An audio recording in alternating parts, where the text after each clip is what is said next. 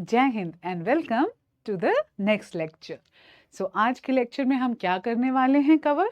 आज का लेक्चर बड़ा ही इंटरेस्टिंग होने वाला है और ऐसा होने वाला है जो आप हर रोज़ प्रैक्टिकली यूज़ कर ही रहे हैं।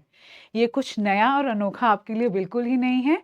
ये ऐसा एक एस्पेक्ट आज हम एक्सप्लोर करेंगे स्पोकन इंग्लिश का, जो आम बोलचाल की भाषा में, चाहे आप अपनी मातृभाषा यूज़ कर रहे हैं या देसी बोली बोल रहे हैं, आप ये ज़रूर करते होंगे। क्योंकि एज ह्यूमंस हमें बहुत ही अच्छा लगता है लोगों के बारे में बात करना, उन्हें डिस्क्राइब करना, है ना, उनकी विशेषताएं बताना, या कभी कभी कुछ ऐसी बातें भी बोलना जो किसी के कैरेक्टर के या किसी की पर्सनालिटी के बारे में हमें एक अच्छी सी इमेज हमारे सामने बना करके रख देती हैं। तो आज का टॉपिक है डिस्क्राइबिंग पीपल इन डिटेल। तो आज हम शुरू से सीखेंगे कि कैसे, क्या वो वर्ड्स होंगे हमारी वोकैबुलरी में जिनकी सहायता से जब हम लोगों के बारे में बात करें, उनके बारे में विस्तार से डिस्क्राइब यानी विस्तार से बात करें, तो उन वर्ड्स का हम सहारा लेकर के बेटर सेंटेंसेस बना सकते हैं। तो आइए, आज के सेशन में मेन ऑब्जेक्टिव क्या है। आज के सेशन का मेरा मेन ऑब्जेक्टिव है कि जब तक ये सेशन खत्म हो तब तक आप डिस्क्राइब करने वाले जो वर्ड्स हैं जो हम किसी भी व्यक्ति के लिए यूज़ करेंगे, कि वो कैसे दिखते हैं या उनके चरित्र की क्या विशेषताएं हैं, वो जो खास ऐसे शब्द हैं उनके बारे में आप समझ सकें और सेंटेंस स्ट्रक्चर के साथ उसके नियमों को ध्यान रखते हुए इजीली अपने सेंटेंसेस में पिरो भी सके। आज का जो मेन ऑब्जेक्टिव यही रहेगा कि आप सादे सिंपल वर्ड सीखेंगे, फ्रेजेस सीखेंगे किसी के बारे में बातचीत करने के लिए, और क्या सेंटेंस स्ट्रक्चर हम यूज़ करेंगे वो सीखेंगे। पहले वाले लेक्चर्स में हम आपको SVO यानी सब्जेक्ट, वर्ब, ऑब्जेक्ट, ये सिंपल सेंटेंस स्ट्रक्चर सिखा चुके हैं। आज उस सेंटेंस स्ट्रक्चर को भी हम इस पैमाने पे परखेंगे, यूज करेंगे और उसके साथ एक नया सेंटेंस स्ट्रक्चर सीखेंगे। तो आइए इस इंटरेस्टिंग क्लास को शुरू करते हैं। तो अब आप देखिए स्क्रीन पे बड़ी ही कलरफुल सी फोटोज यानी इमेजेस आ गई हैं। तो पहली जो ये इमेज है, ये एक लेडी है, एक औरत है, एक महिला है। ऑल राइट, ये जो पिक्चर है, ये अगर मैं देखूं तो इसको देखते ही सबसे पहले कुछ चीज़ें जो उनको देखने में, पिक्चर में देखने में बड़ी खास लगती है हमारी आँखों को, तो वो सब क्या है कि उन्होंने बहुत ही ब्यूटीफुल, उनके लंबे काले बाल हैं, है ना, और उन्होंने बालों में बहुत सुंदर बीड्स लगाए हुए हैं, उन्होंने गले में भी बड़ी अच्छी ज्वेलरी पहनी हुई है। राइट, तो इस तरह से मैं इनको देखूं और अगर मुझे कोई पूछे कि इस चित्र के बारे में आप एक वाक्य में बताएं, तो मेरे लिए तो सबसे ज़्यादा जो इम्पोर्टेंट फीचर है, जो मुझे अट्रैक्ट कर रहा है इनकी फ़ोटो की तरफ, इनकी इमेज की तरफ, वो है इनके लंबे काले बाल। तो इसको हम कैसे यूज़ कर सकते हैं डिस्क्राइब करने के लिए? हम ऐसे बोल सकते हैं, she has long black hair, कि इनके बाल लंबे और काले हैं।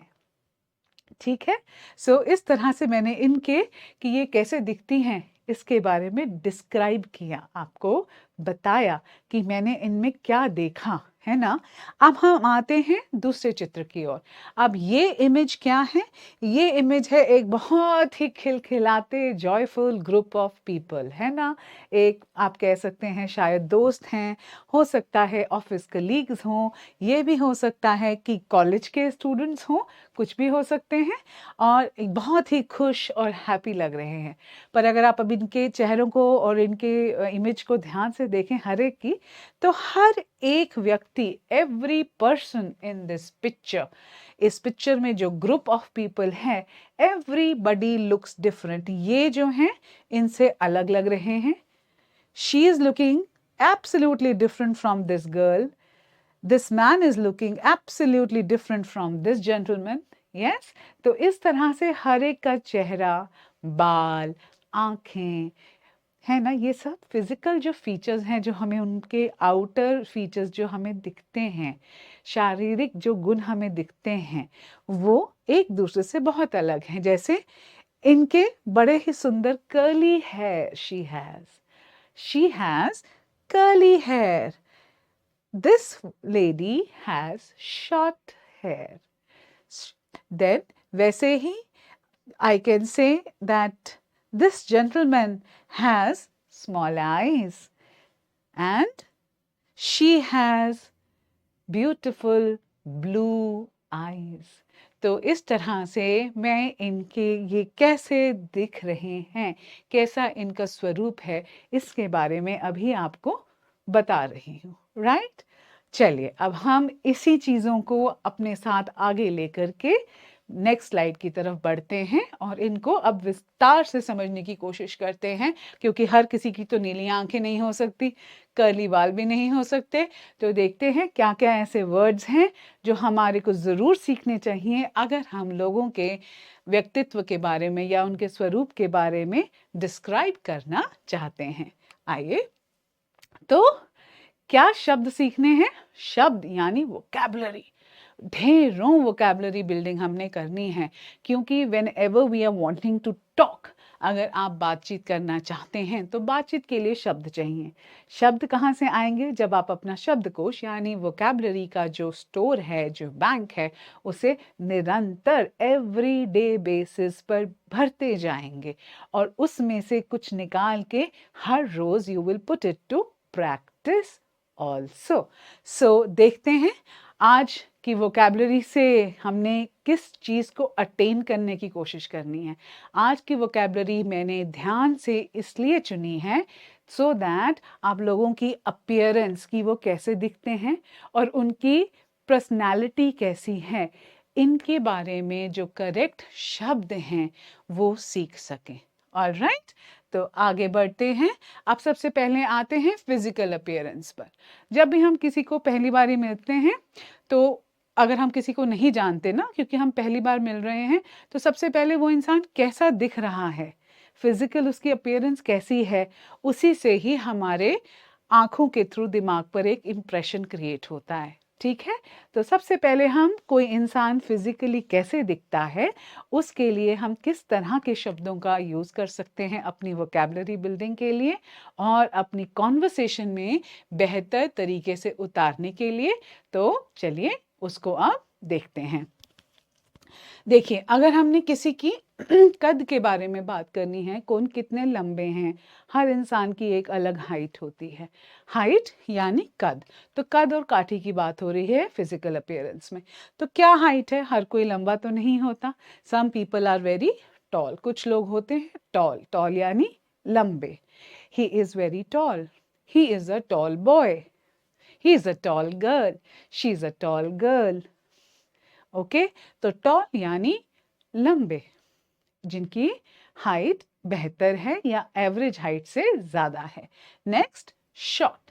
सो कुछ लोग होते हैं जो बहुत ही लंबे नहीं होते, उनकी हाइट जो होती है थोड़ी कम रहती है या शॉर्ट होती है। तो उन लोगों के लिए अगर आपने बात करनी है कि उनका कद कैसा है और वो बहुत लंबे नहीं हैं, तो आप वर्ड यूज़ करेंगे शॉर्ट। और कुछ लोग होते हैं जो एक एवरेज हाइट होती है, ना तो बहुत लंबे, ना ही वो ऐसे होते हैं कि जिनकी हाइट सच में बहुत छोटी हो, मध्यम कद काठी के लोग। सो जो मध्यम कद काठी है यानी मीडियम हाइट। ठीक है, सो अब हम मूव करते हैं नेक्स्ट कि उनका बिल्ट कैसा है, काठी कैसी है। कद तो हमने कर लिया, अब काठी की तरफ आते हैं कि शारीरिक रचना कैसी है। सो कुछ लोग होते हैं एकदम पतले दुबले, तो उनके लिए आप अगर बात करें और किसी को बताएं कि वो कद काठी कैसी है, पतले हैं, so you can use the word thin. कुछ लोग होते हैं थोड़े से सेहतमंद होते हैं ज़्यादा, है ना, तो उनके लिए हम बोल सकते हैं heavy. Instead of saying the word fat, fat एक ऐसा शब्द है जो लोगों को सुनना अच्छा नहीं लगता, और आजकल जो रिफाइंड भाषा है उसमें इस शब्द का इस्तेमाल बिल्कुल ही मना है। तो ये क्योंकि बहुत रूड फील करते हैं लोग सुनते हैं तो, और हर्ट हो जाते हैं। तो आपको ध्यान रखना है कि आप जब किसी के बारे में बात कर रहे हैं, आप अच्छे शब्दों का चयन करें, सेम बात को बेहतर शब्दों से बोल सकें। So instead of saying fat you can say heavy. Okay, then हम चलते हैं एवरेज बिल्ट। एवरेज बिल्ट यानी वो लोग तो ना तो ज़्यादा मोटे हैं ना ज़्यादा पतले हैं, ठीक ठाक उनका शरीर है, ना तो वो बहुत पतलों की कैटेगरी में आते हैं और ना ही भारी शरीर के हैं, लेकिन मीडियम उनका आकार है। सो दे आर एवरेज बिल्ट। चलिए अब हम आते हैं, अगर हमने किसी के बालों के बारे में बात करनी है तो लंबे बाल, लॉन्ग हेयर, जैसे उस महिला के थे, कितने सुंदर काले लंबे बाल। शॉर्ट हेयर, शॉर्ट हेयर यानी छोटे बाल, जैसे मेरे हैं, आई हैव शॉर्ट हेयर।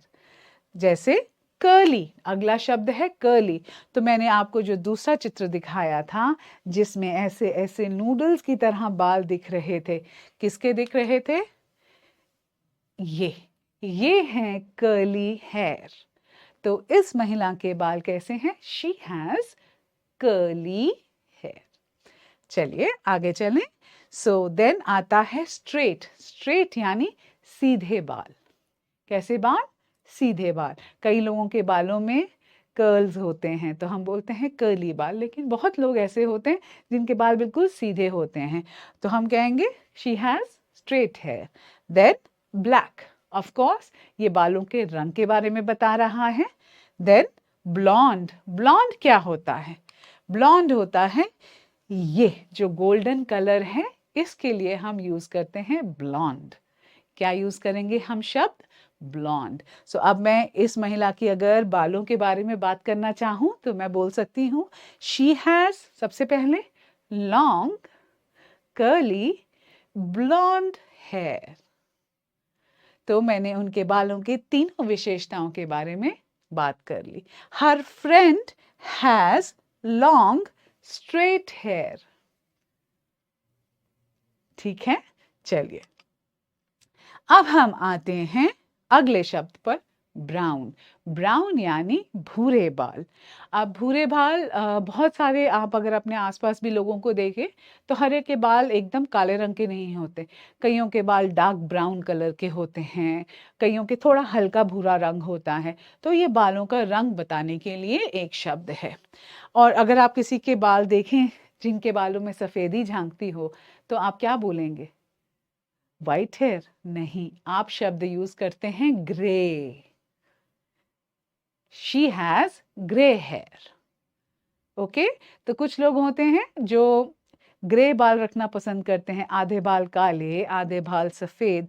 तो एक बड़ा अच्छा फ्रेज मैं आपको बताती हूँ, ये मैंने यहाँ इंक्लूड नहीं किया है, ये मैं सिर्फ बोलने में आपको बताऊंगी, और जब लाइव सेशन होगा तो ये जरूर पूछूंगी भी, तो इसको ध्यान से याद कीजिए। सॉल्ट एंड पेपर, नमक और काली मिर्च का जो रंग होता है, तो जब ऐसा मिला जुला रंग बालों का हो तो हम बोलते हैं सॉल्ट एंड पेपर कलर या सॉल्ट एंड पेपर लुक। बालों की लुक कैसी है? It's salt and paper look. Okay, चलिए अब आगे चलें, आगे चलते हैं, देखते हैं नेक्स्ट क्या है। आंखें। आंखें किसी भी इंसान के बारे में हमें बहुत अट्रैक्ट भी करती हैं, बहुत अपील करती हैं और बहुत कुछ बताती भी हैं, है ना? तो आंखों के रंग को देख करके उसको शब्दों में उतार के किसी के बारे में जब हम फिजिकल अपीयरेंस डिस्क्राइब करें तो यूज किया जा सकता है। जैसे blue eyes, He has lovely deep blue eyes. उनकी आंखें गहरी नीली थी, गहरी और नीली थी। ठीक है, सेम नेक्स्ट शब्द आता है हरा। बहुत से लोग ऐसे होते हैं जिनकी आंखों का रंग, जो ये पुतलियों का कलर जो है वो होता है हरा, और ये बड़ा अनयूजुअल लगता है, बड़ा अट्रैक्ट करता है। तो beautiful green eyes, happy, cheerful, chirpy green eyes. Brown. Her brown eyes talked too much. Quietly, her brown eyes told me a secret. तो ब्राउन आंखों के रंग के बारे में बात हो रही है।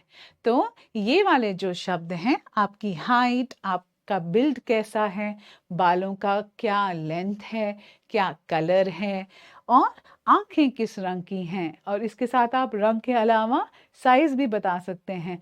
Big blue eyes, okay, tiny eyes, tiny मतलब छोटी। तो इस तरह से ये वर्ड्स हम यूज करके बात कर सकते हैं किसी के शारीरिक रचना के बारे में। अब शारीरिक रचना तो हो गई, उसके बारे में कुछ पॉइंटर्स भी हमने देख लिए, लेकिन जब कोई इंसान को हम फर्स्ट टाइम मिले तो पहले आउटर वो कैसा दिखता है उससे एक इम्प्रेशन हम पे पड़ता है। उससे ज़्यादा जो बेहतर इम्प्रेशन हम पे डालता है वो होता है उनका व्यक्तित्व, उनकी पर्सनालिटी कैसी है। सो पर्सनालिटी यानी व्यक्तित्व कैसा है, इसको दर्शाने और इसको बताने के लिए भी बहुत सारे शब्द हैं जो हिंदी में भी आप इस्तेमाल करते हैं, और उसी तरह से इंग्लिश की जो वोकैबुलरी है उस बैंक में भी ढेरों वर्ड्स हैं विच वी कैन यूज जब हमने किसी के पर्सनालिटी के बारे में बताना है, शेयर करना है किसी के साथ। तो हमारी पर्सनालिटी के ना दो एस्पेक्ट्स होते हैं। एक एस्पेक्ट वो होता है जो बड़ा ही पॉजिटिव होता है ना, जो बहुत अच्छा एस्पेक्ट होता है, हमारे स्ट्रॉन्ग पॉइंट्स होते हैं। और कुछ ऐसे भी ग्रे एरियाज होते हैं हमारी पर्सनालिटी में जो उतने उजागर हम नहीं करना चाहते, या उतना वो एरियाज ऐसे नहीं हैं जो बहुत ही ऐसे एरियाज हों जिसके बारे में कोई बहुत अच्छे से बात करे। तो यानी थोड़ा सा उसमें एक नेगेटिव शेड रहता है, नकारात्मक शेड रहता है। तो हम पहले हमेशा पॉजिटिव से शुरू करेंगे। तो किसी की भी पर्सनालिटी के पॉजिटिव क्या ट्रेट्स हैं, क्या पॉइंट्स हैं, उनके लिए अगर आप शब्द ढूंढें तो इंग्लिश वोकैबुलरी यानी इंग्लिश शब्दावली में ढेरों शब्द हैं जो किसी भी इंसान की अच्छाई, उसकी पर्सनालिटी की, नेचर की अच्छाई के बारे में हम बता सकते हैं, यूज कर सकते हैं। सो पॉजिटिव ट्रेट्स क्या होते हैं, एक बार इस पे नजर डाल लेते हैं और फिर इन शब्दों की ओर बढ़ते हैं। These are simple everyday words that describe good qualities in a person। तो ये जो पॉजिटिव ट्रेट्स बताने वाले वोकैबुलरी के शब्द हैं, ये वो शब्द हैं जो गुड क्वालिटीज बताते हैं किसी भी इंसान के अंदर जो हैं। तो इसका एग्जाम्पल देखो, पहला शब्द जो है वो है काइंड। काइंड, तो काइंड का क्या मतलब होता है? काइंड का मतलब होता है वो व्यक्ति, a person who cares about others. So वो व्यक्ति जो दूसरों की परवाह करता है, दूसरों के बारे में भी सोचता है, उनकी केयर करता है, तो उस इंसान को हम बोलते हैं kind. She is kind and helps everyone. वो बहुत काइंड हैं और सबकी मदद करती हैं। सो इस तरह से ये वर्ड यूज किया जा सकता है किसी के बारे में बताने के लिए जो हमेशा दूसरों की सहायता करने में आगे रहते हैं। Next, friendly. फ्रेंडली, तो फ्रेंडली यानी ऐसा इंसान जो जल्दी से घुल मिल जाता है, ज़्यादा टाइम नहीं लगाता नए दोस्त बनाने में, उसमें वो झिझक नहीं होती। तो फ्रेंडली कौन होते हैं? Someone who likes talking to people, जिन्हें दूसरे लोगों के साथ मिलना जुलना, बात करना बहुत ही भाता है, ऐसे लोगों को हम कहते हैं फ्रेंडली।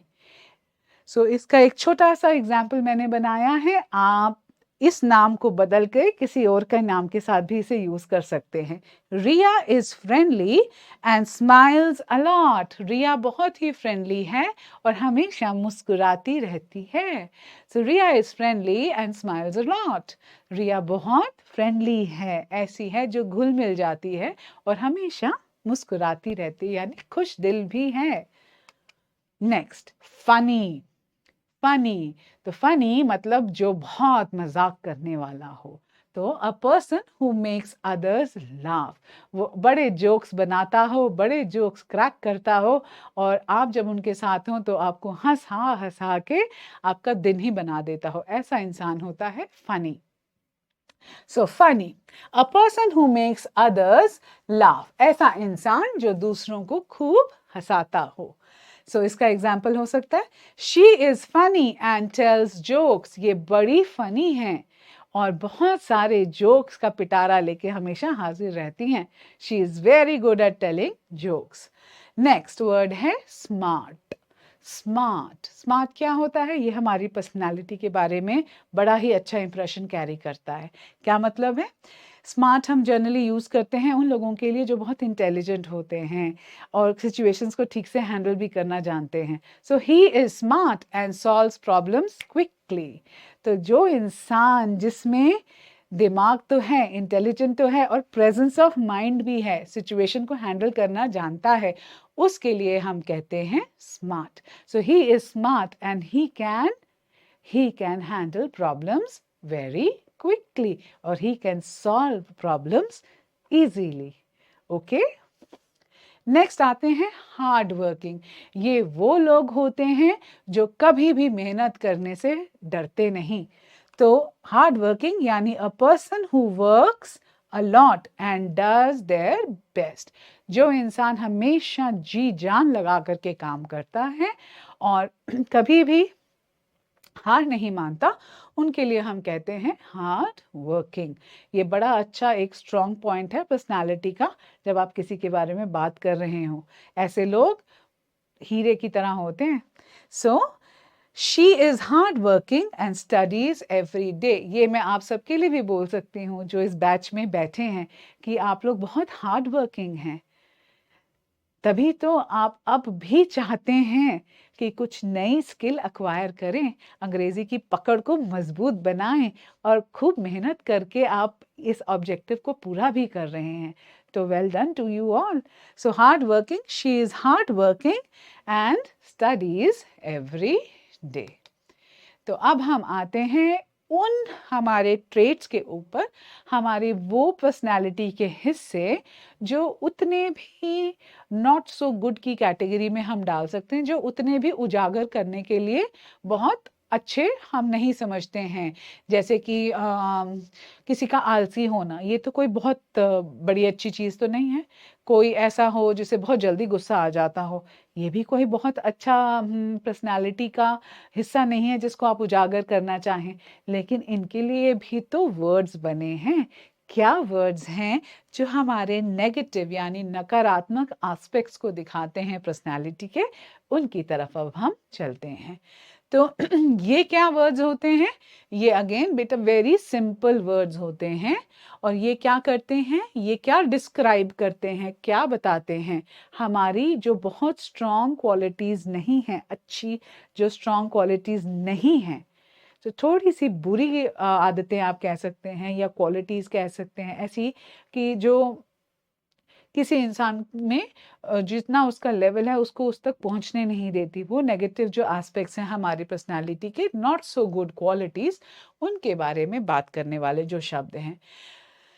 इन शब्दों को हमने जब यूज़ करना है तो बहुत केयरफुली इस्तेमाल करना है। इन्हें फ्री यूसेज में मत डालिए, क्योंकि किसी के बारे में जब आप नेगेटिव बताते हैं तो वो आपके अंदर की पॉजिटिविटी को भी निकाल लेता है। तो अवॉइड कीजिए ज़्यादा नेगेटिव वर्ड्स को यूज़ करना किसी की पर्सनालिटी के बारे में बात करने के लिए, और नेगेटिव ब्लेंडिंग को अवॉइड करना चाहिए। ठीक है, चलिए अब फर्स्ट वर्ड जो आता है वो है लेजी। लेजी यानी आलसी, a person who does not like to work. So कुछ लोग ऐसे होते हैं, आधा दिन निकल जाता है, सूरज सिर पे चढ़ गया, उसके बाद बिस्तर से उतर रहे हैं दिन की शुरुआत करने के लिए जब आधा दिन ढल चुका। सो ऐसे लोग क्या होंगे? They are lazy. कैसे हुए ये लोग? लेजी, आलसी। He is lazy and doesn't clean his room. वो बहुत लेजी है और अपना कमरा तक भी साफ नहीं करता। फिर हम आते हैं एक और ऐसी ह्यूमन क्वालिटी पे जो ऐसी है जिसको छोड़ देना ही अच्छा है। तो ये नेगेटिव जो ट्रेट्स होते हैं, ये वो ट्रेट्स होते हैं जिनसे जितनी जल्दी हम पीछा छुड़ा लें उतना अच्छा रहता है। तो नेक्स्ट जो आता है लिस्ट पे वो है शब्द शाय। शाय का मतलब होता है शर्मीला। बहुत लोग ऐसे होते हैं जो लोगों को देखकर एकदम छुप जाते हैं, है ना, घबरा जाते हैं, उनको लगता है अरे बाबा सबसे दूर ही रहो, अगर किसी ने मुझे पूछ लिया तो मैं क्या कैसे हैंडल करूंगा सिचुएशन। तो ऐसे जो लोग होते हैं वो होते हैं शाय।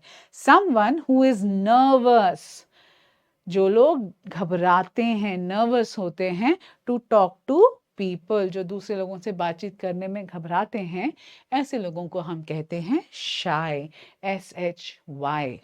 She is shy and doesn't like to speak in groups. So वो बहुत शाय है और ग्रुप डिस्कशंस में पार्ट लेना नहीं चाहती, घबराती है, शाय। देन कुछ और ऐसे शब्द हैं जैसे है क्वाइट। ये उतना नेगेटिव भी नहीं है, ये एक न्यूट्रल शब्द है। जैसे बच्चों के लिए it is very nice sometimes to tell them be quiet, है ना, ये उतना नेगेटिव नहीं है लेकिन बहुत स्ट्रॉन्ग क्वालिटी भी नहीं है, तो ये एक न्यूट्रल शब्द है। So someone who does not like to talk much. So ये डिपेंड करता है हम किस कंटेक्स्ट में बात कर रहे हैं, उस हिसाब से ये न्यूट्रल हो सकता है। Shreya is very quite in the class. तो ये श्रेया की बहुत स्ट्रॉन्ग पॉजिटिव क्वालिटी तो नहीं है कि वो क्लास में पार्टिसिपेट ही नहीं करती, हमेशा चुप ही रहती है, और ये बहुत नेगेटिव क्वालिटी भी नहीं है। इसको मैं इस तरह से भी इंटरप्रेट कर सकती हूँ कि वो गप्पे नहीं मारती, क्लास में ज़्यादा हल्ला नहीं करती, चुप रहती है। तो ये एक न्यूट्रल क्वालिटी है, समझ रहे हैं। चलिए अब नेक्स्ट पे जाते हैं, मेसी। मेसी, इसको मेरे साथ हर शब्द को जब आप वीडियो को दोबारा देखेंगे बोलेंगे भी। Messy, a person who doesn't keep things clean, ऐसा इंसान जो आसपास की जो चीज़ें हैं, अपना सामान है, बिखेर के रखता है, चीज़ों को समेटता नहीं, उन्हें संभालता नहीं। So Hari's room is messy with clothes everywhere. और हरी की जगह किसी और का लगा दीजिए नाम, your room is always messy. Okay, messy मतलब बिखरा हुआ। तो कोई ऐसा इंसान जो चीज़ों को ठीक से नहीं रखता, उसको हम बोल सकते हैं वो पर्सन बहुत ही मेसी है। देन एक और शब्द आता है और ये बड़ा ही स्ट्रॉन्ग शब्द है, और हैरानी की बात है कि आजकल के परिवेश में, in today's world, we get to see a lot of people with this negative trait in their personality. शायद काम की अधिकता है और टाइम की कमी है, या दोनों के बीच का बैलेंस गड़बड़ है, इसलिए ये जो क्वालिटी है, जो not so good personality trait है, ये बहुत लोगों में आमतौर पर हमें अब देखने मिलता है। ये है रूड। रूड, तो रूड कौन होता है? अ person who is not polite, ऐसा इंसान जो पोलाइट नहीं है, जो हर बात में अकड़ के या थोड़ा झल्ला के जवाब देता है या कटा कटा से रहता है, वो इंसान होता है rude. So Neha is rude and doesn't say thank you. Neha बहुत रूड है। कैसी है? रूड है, और कभी थैंक यू तक नहीं बोलती, पोलाइट तो बिल्कुल भी नहीं है ना। मतलब उसको जो बेसिक एक बातचीत का, बोलचाल का जो सटल तरीका है वो नहीं आता, ऐसा इंसान होता है रूड। और इस चीज पे वर्क करना बहुत ही जरूरी है। सो अब हम आते हैं सेंटेंस स्ट्रक्चर प्रैक्टिस पे। तो जैसे मैंने पहले बोला था, हमने पिछले लेक्चर्स में कवर किया है क्या, सेंटेंस स्ट्रक्चर 1 को। क्या है हमारा फर्स्ट सेंटेंस स्ट्रक्चर जो हम पढ़ चुके हैं और जिसकी प्रैक्टिस कर चुके हैं, वो है SVO, यानी सब्जेक्ट, वर्ब एंड ऑब्जेक्ट। ये स्ट्रक्चर हम पढ़ चुके हैं। आज हम जो नया स्ट्रक्चर पढ़ेंगे, जो हम लोगों को डिस्क्राइब करने के लिए सीखेंगे, वो क्या होगा? सब्जेक्ट, वर्ब, और अब ऑब्जेक्ट की जगह लग जाएगा एडजेक्टिव। एडजेक्टिव क्या है? जो वो शब्द जो किसी की विशेषता बताते हैं। तो जब आप लोगों के बारे में बात करेंगे तो उनकी विशेषता ही तो बताएंगे, तो अब बन जाएगा एडजेक्टिव इस स्ट्रक्चर का इंपॉर्टेंट हिस्सा। तो चलिए ये दोनों ही सेंटेंस स्ट्रक्चर्स को हम लेके साथ चलेंगे और लोगों को बेहतर डिस्क्राइब करने की प्रैक्टिस अब इकट्ठे मिलके समझेंगे और करेंगे भी। चलिए पहले हम आते हैं हमारे फर्स्ट सेंटेंस स्ट्रक्चर पे जो हम कर चुके हैं, एंड आई रियली होप कि ये आप लोगों को थोड़ा सा तो अब क्लियर हो ही गया है। तो क्या है? Subject, verb, object.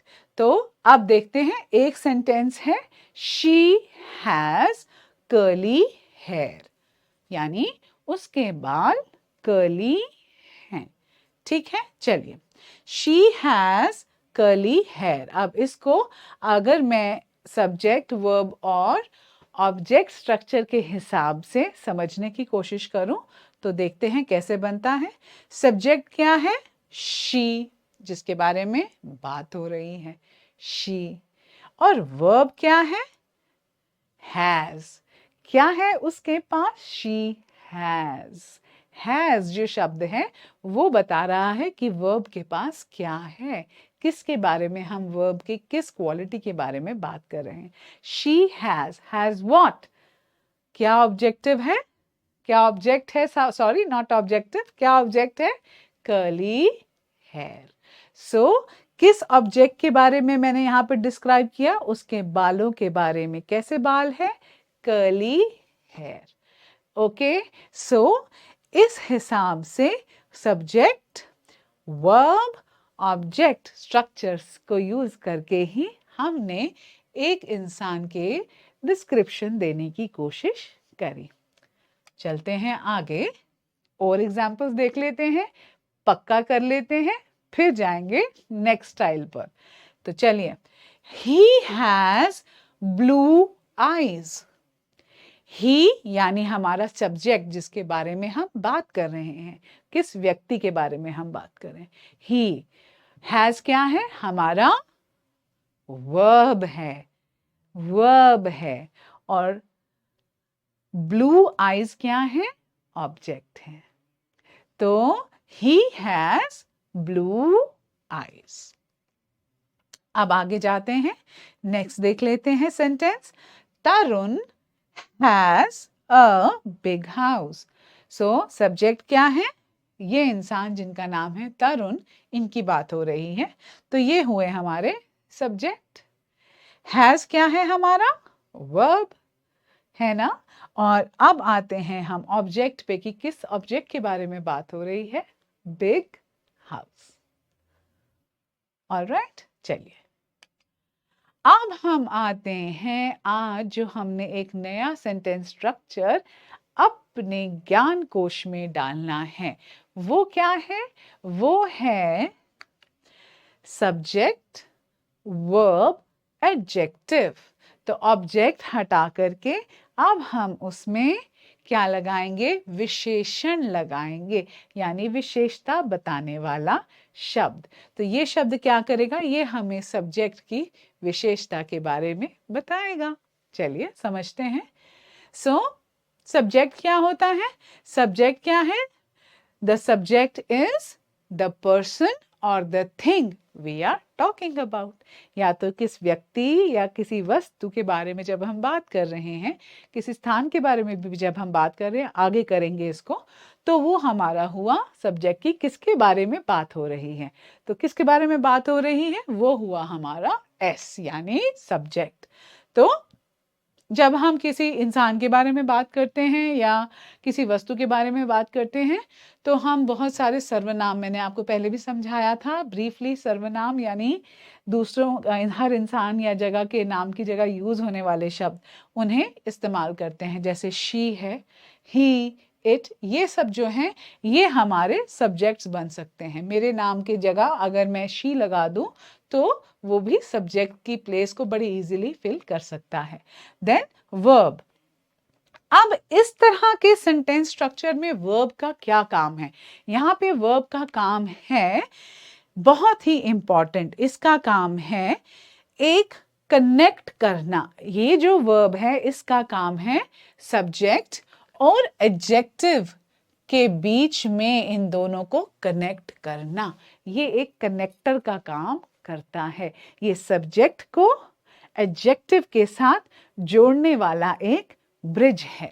ओके, तो ये जो वर्ब है इन सेंटेंस स्ट्रक्चर्स में इनका क्या काम होता है? इनका काम होता है it connects the subject to the adjective. Adjective क्या है? डिस्क्रिप्शन है। तो डिस्क्रिप्शन को जब सब्जेक्ट के साथ हम जोड़ते हैं तो उन दोनों के जो बीच का गैप है उसको खत्म करने के लिए हम वर्ब इस्तेमाल करते हैं।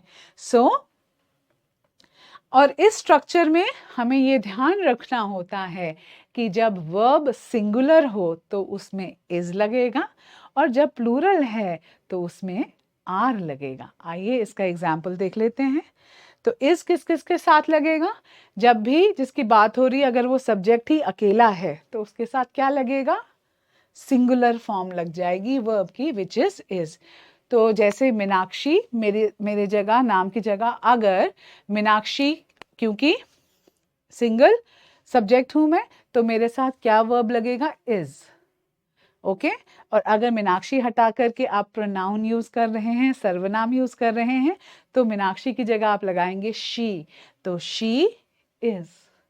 उसी तरह से पिछले एग्जाम्पल में हमने सुना था कि तरुण के पास बड़ा घर है, तो तरुण एक इंसान या किसी लड़के या आदमी या पुरुष का नाम हो सकता है, तो उसके नाम को तो तरुण इज अ रिच मैन।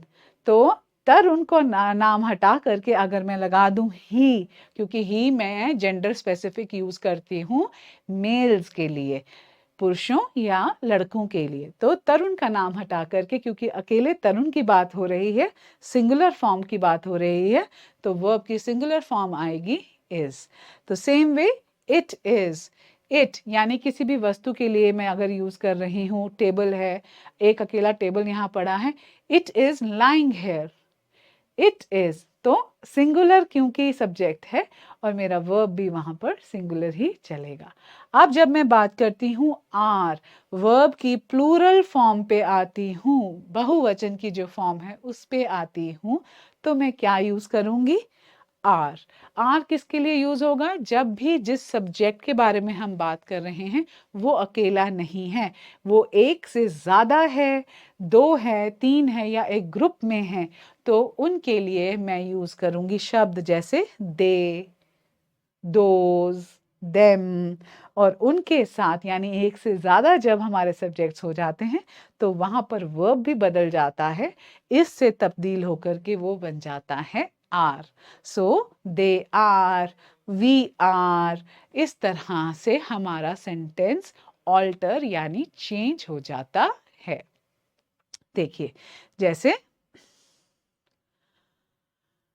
अब अगर मैं यहाँ बात कर रही हूँ सीमा इज टॉल, तो यहाँ पर एक इंसान सीमा की ही बात मैं कर रही हूँ, इसीलिए क्योंकि अकेली सीमा की बात हो रही है, सब्जेक्ट सिंगुलर है, वर्ब भी हमारा सिंगुलर ही चल रहा है। और सीमा कैसी है? Seema is tall. Okay, Hari is kind, again Hari एक अकेला इंसान है जिसके बारे में बात कर रही हूँ, इसीलिए वहां वर्ब भी हमारा सिंगुलर ही चल रहा है। चलिए अब हम आते हैं एडजेक्टिव्स पे। इस सेंटेंस का जो मेजर चेंज है स्ट्रक्चर का, वो ऑब्जेक्ट्स हट जाता है और उसकी जगह एडजेक्टिव रिप्लेस करता है, तो इसको समझना इंपॉर्टेंट है। एडजेक्टिव्स क्या होते हैं? एडजेक्टिव्स वो शब्द होते हैं जो डिस्क्राइब करते हैं, विशेषता बताते हैं, किसकी? सब्जेक्ट की। तो जिनके बारे में बात हो रही है उनकी जो विशेषता बता रहे हैं वो शब्द होते हैं हमारे एडजेक्टिव्स। ये हमें किसी भी व्यक्ति या किसी भी वस्तु, किसी भी चीज के बारे में और ज्यादा उसकी विशेषता का बयान हमें करते हैं। तो इसके एग्जाम्पल क्या हो सकते हैं? Tall, smart, funny, intelligent, outgoing, happy, इस तरह से जो शब्द हैं वो किसी की विशेषता या विशेष गुणों को बताते हैं जिस सब्जेक्ट के, तो उन्हें हम कहते हैं एडजेक्टिव। हिंदी में इन्हें हम बोलते हैं विशेषता यानी विशेषण, विशेषता बताने वाले शब्द। सो चलते हैं आगे। अब इन सब्जेक्ट्स जो हमने इसको तोड़ के समझा SVA को, अब उसको हम कोशिश करते हैं समझने की। सब्जेक्ट, वर्ब, एडजेक्टिव की अब एक कंप्लीट डिस्क्रिप्शन मैं आपको यहां पर देती हूं। सब्जेक्ट क्या है? शी इज टॉल, तो शी यानी हमारा सब्जेक्ट, इज यानी हमारा वर्ब, क्योंकि अकेले सब्जेक्ट की बात हो रही है, वर्ब भी सिंगुलर है। और वो कैसी हैं? टॉल है। क्या विशेषता है? टॉल है। दे यानी मोर देन वन, जिस इंसान की मैं बात कर रही हूं, 2 या 3 या 4 या 5। दे आर, क्योंकि दे एक से अधिक व्यक्ति हैं के लिए यूज हो रहा है, तो हमारा जो वर्ब है वो भी बदल जाता है और आर आ जाता है इसकी जगह। सो दे आर, क्या है वो लोग? Funny. They are funny. Okay, so इस तरह से हम अब आगे चलते हैं और कुछ और एग्जाम्पल्स देखते हैं जिसमें मैंने आपको समझाने की कोशिश की है कि किसी की अपीयरेंस के बारे में आप किस तरह से छोटा एक सेंटेंस बना सकते हैं। कुछ ही शब्दों के हैं सेंटेंसेस, 3 या 4 शब्द ही हैं, तो आसान हैं, सरल हैं और इन्हें आराम से हम याद कर सकते हैं, समझ सकते हैं और यूज कर सकते हैं। तो सबसे पहले हम बात करते हैं फिजिकल अपीयरेंस के बारे में। तो कैसे बोल सकते हैं? She is short, he is handsome, they are beautiful. अब यहाँ पर मैं बता दूं, हैंडसम किसके लिए इस्तेमाल होता है?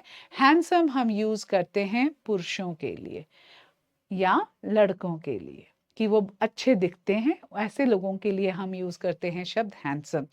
कभी भी आप नहीं सुनेंगे ब्यूटीफुल हम कभी यूज कर रहे हैं अगर किसी भी बॉय या आदमी के लिए, तो वो कानों को सुनने में ही बहुत अटपटा लगता है।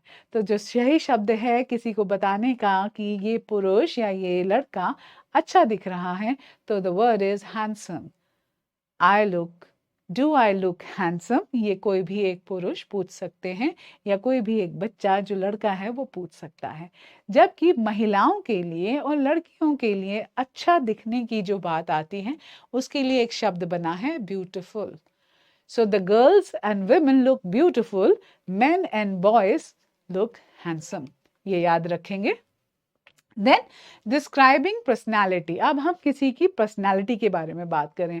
ऑलरेडी हम ये कर चुके हैं पिछली स्लाइड्स में, ये जल्दी जल्दी एक बारी सेंटेंसेस में पिरो के और सीख लेते हैं।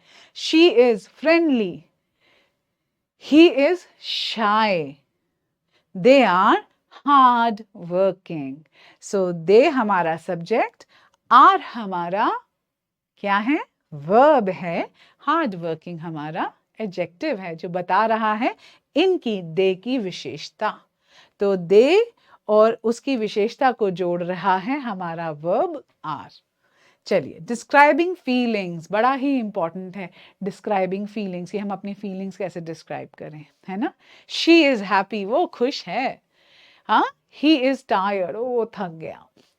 दे आर एक्साइटेड, वो बड़े किसी चीज को लेकर के थ्रिल्ड हैं और किसी चीज के लिए वेट कर रहे हैं वो हो जाए, तो बहुत एक्साइटमेंट है उनके अंदर, उत्साह होना, एक्साइटेड।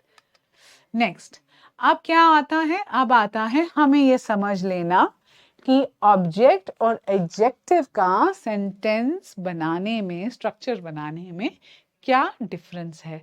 अभी अगर थोड़ी सी भी कंफ्यूजन रह गई है तो इसको ढंग से समझते हैं और उसको थैंक यू वेरी मच कह देते हैं, खत्म कर देते हैं। चलिए, जब हम ऑब्जेक्ट की बात करते हैं, SVO की बात करते हैं, उसमें जो ऑब्जेक्ट आता है वो क्या होता है? So an object is a noun या प्रोनाउन होता है जिसका एक्शन जो है वर्ब का वो अपने ऊपर लेता है, झेलता है।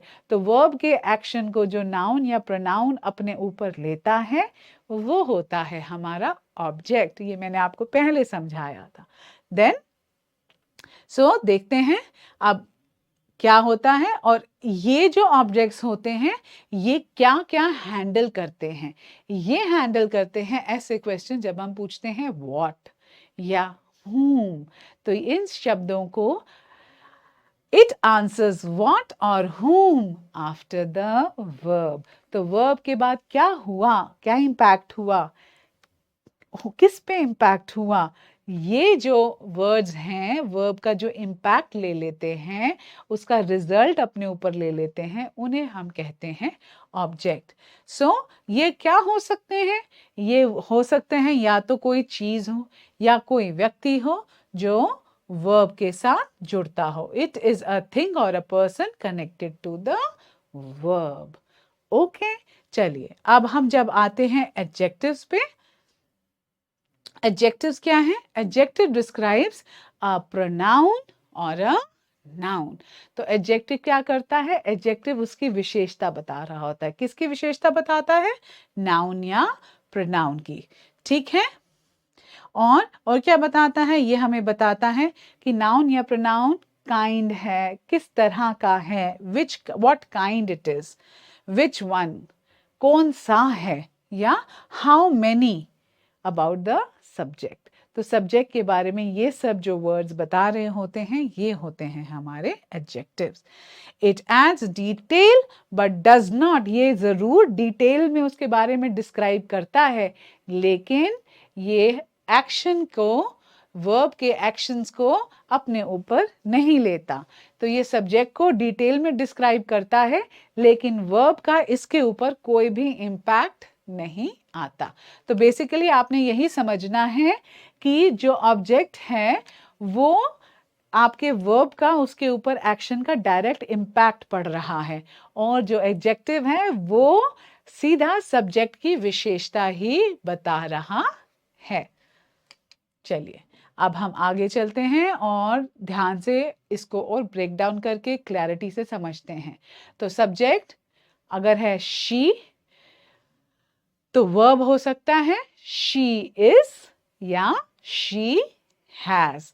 तो दोनों सेंटेंस स्ट्रक्चर्स के हिसाब से शी इज या शी हैज. और एडजेक्टिव्स क्या हो सकते हैं और ऑब्जेक्ट क्या हो सकते हैं? Tall, curly hair. या तो ये हमारे एडजेक्टिव्स हो सकते हैं या हमारे ऑब्जेक्ट्स हो सकते हैं. अब इसके ऊपर थोड़ी सी क्लैरिटी लेके आते हैं. ऑब्जेक्ट क्या है? अ नाउन और a pronoun receiving the action of the verb. और एडजेक्टिव क्या होता है? A word describing a subject या ऑब्जेक्ट. तो वर्ब जब किसी चीज या व्यक्ति के बारे में बात कर रहा होता है, जो शब्द वो होता है एडजेक्टिव, जो किसी व्यक्ति या चीज की विशेषता बता रहा हो. और ये किस प्रश्नों के उत्तर हमें जर्नली इनसे मिलते हैं? अगर हम ऑब्जेक्ट्स की बात करें तो वो हमें किस तरह के क्वेश्चन होगा? What are you doing? I'm playing football. ठीक है. तो what और whom, इस तरह के जो क्वेश्चंस जो हमें आंसर मिलते हैं, उनके जवाब जब हम खोजते हैं, तो वो जनरली ऑब्जेक्ट की कैटेगरी के ही होते हैं. और जब हम आते हैं, अगर हम एडजेक्टिव के बारे में बात करें कि ये किस तरह की इंफॉर्मेशन हम इनसे ले सकते हैं, तो वो हो सकता है कोई चीज़ किस तरह की है. How are her hair? Yeah. How is the weather? The weather is good. How is the weather? How? कैसा है? What kind of food do you like? I like Chinese. तो kind, तो किस तरह का? मुझे तो चाइनीज पसंद है. मौसम कैसा है? How is the weather? Weather बहुत अच्छा है. तो ये सब जो विशेषताएं बता रहा हो, तो वो होता है हमारे एडजेक्टिव्स में. तो जब भी हम किसी के बारे में काइंड पूछते हैं, किस तरह का है या वो कैसा दिखता है, तो हम जनरली एडजेक्टिव्स के बारे में ही जानना चाहते हैं. और इसका एक सिंपल एग्जाम्पल देख लेते हैं. She has blue eyes. She has blue eyes. तो उसकी आंखें कैसी हैं? Blue eyes. और नेक्स्ट देख लेते हैं एडजेक्टिव्स का. अगर सेंटेंस हम बना रहे हैं तो शी इज ब्यूटिफुल. वो कैसी है? बहुत ब्यूटिफुल है. ओके, चलिए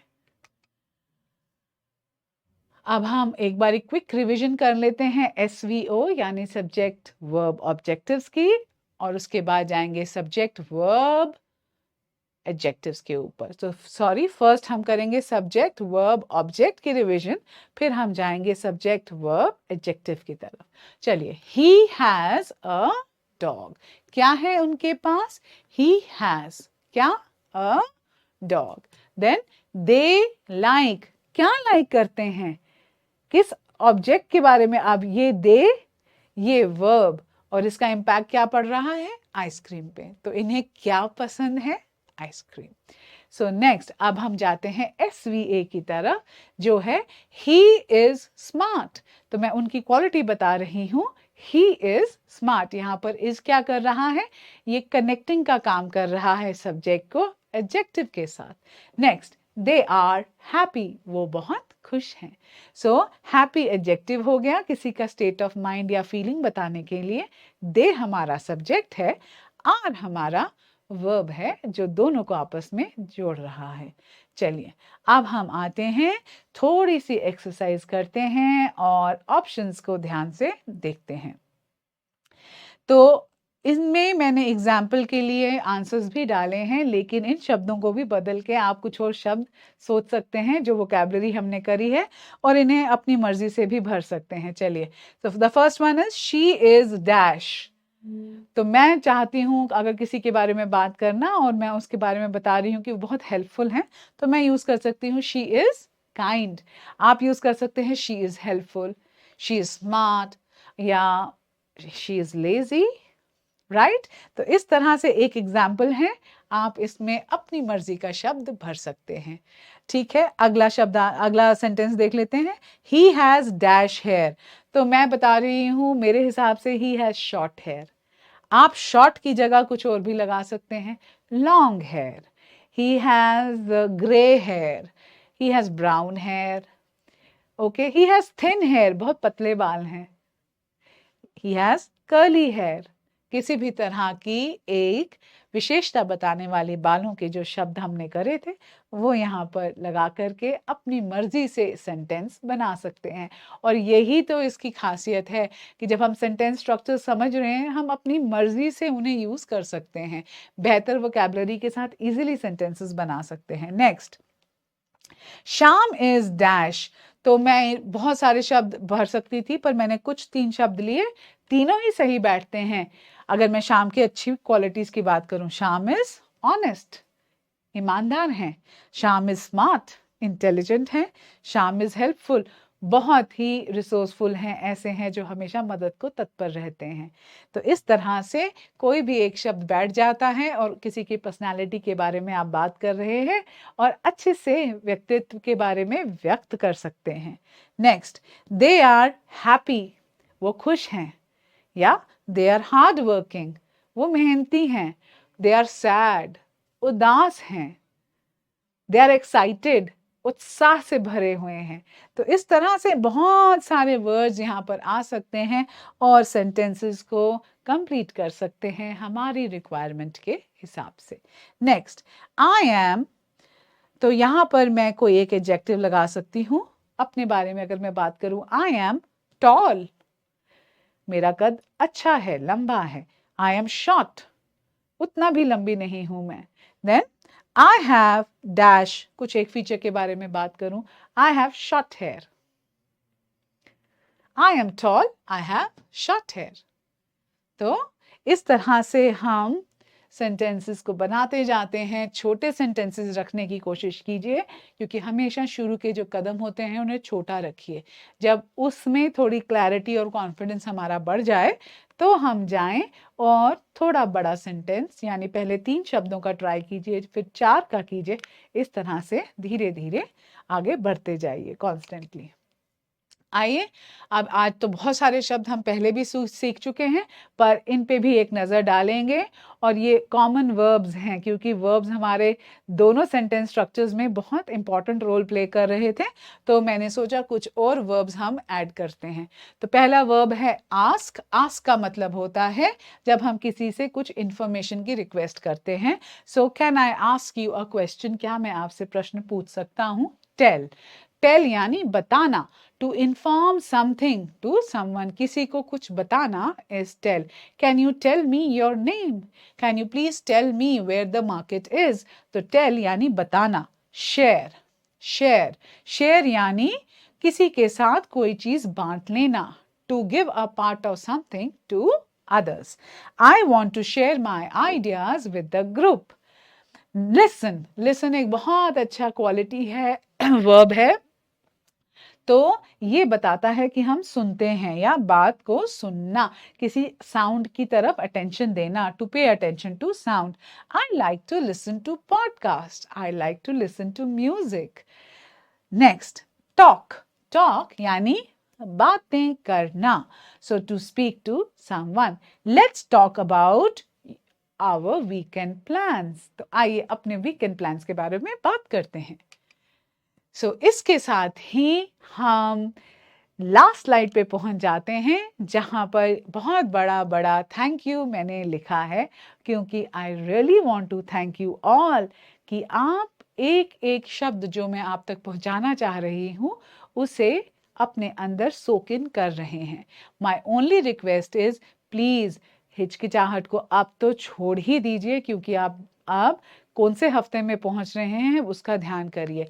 और बहुत आप लोग जैसे लाइव सेशंस में बढ़िया इंटरैक्ट करते हैं, उसी तरह से अब डे टू डे में भी जो लोगों से आप उठते बैठते मिलते जुलते हैं, अपना इंटरैक्शन थोड़ा सा ज़्यादा अंग्रेज़ी भाषा में कीजिए। बिकॉज जब तक प्रैक्टिस नहीं करेंगे, जो कुछ सीखेंगे वो सिर्फ सीखा सिखाया रह जाएगा। उसे अपने अंदर उतारने का बेस्ट तरीका है टू प्रैक्टिस। आज जो हमने किया, उन चीज़ों को अपने साथ रखिए, वोकैबुलरी को बेटर बनाइए, और अगली क्लास तक मैं आपका वेट करूंगी। तब तक के लिए थैंक यू एंड जय हिंद।